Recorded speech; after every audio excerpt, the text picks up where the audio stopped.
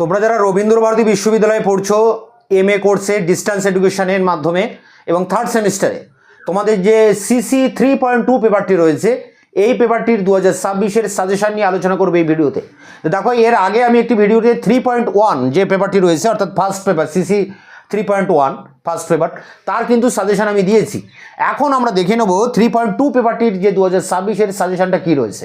Academic সেশনের যে suggestion আমি দিয়েছিলাম, সেই সাজেশন থেকে সমস্ত প্রশ্ন থার্ড সেমিস্টারে কমন এসেছিল।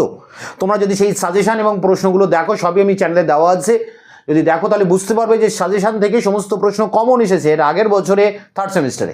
এবারও 2026-এ যে থার্ড সেমিস্টারের পরীক্ষা হতে চলেছে তারও সাজেশন আমি এখন দিচ্ছি এবং এই সাজেশন থেকে সমস্ত প্রশ্ন তোমরা কমন পেয়ে যাবে। আমরা অন স্ক্রিনে একবার সাজেশনটা দেখে নেব। রবীন্দ্রভারতী ইউনিভার্সিটির distance education MA history third semester CC 3.2 suggestion 2026 unit 1 থেকে মাত্র 2টি প্রশ্ন পড়বে, একটি প্রশ্ন কমন পাবে।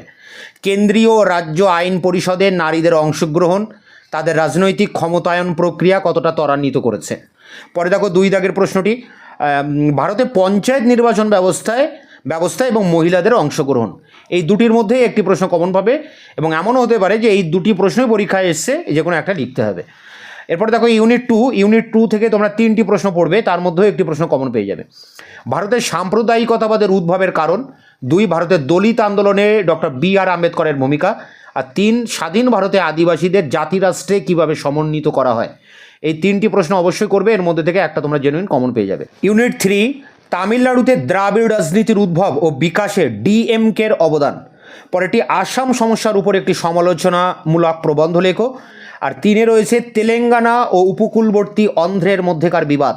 এই 3টি প্রশ্নের মধ্যেও তোমরা এখানে একটি প্রশ্ন কমন পাবে। এরপর দেখো 4 নম্বর ইউনিট এবং শেষ ইউনিট, আধুনিক ভারতের পঞ্চায়েত ব্যবস্থা সম্পর্কে লেখো। 2 ভারত পাকিস্তানের সম্পর্ক বিশ্লেষণ করো। 3 পশ্চিমবঙ্গের স্থানীয় স্বায়ত্তশাসন প্রবর্তন সম্পর্কে লেখো। 4 ভারত বাংলাদেশ সম্পর্ক বিশ্লেষণ করো।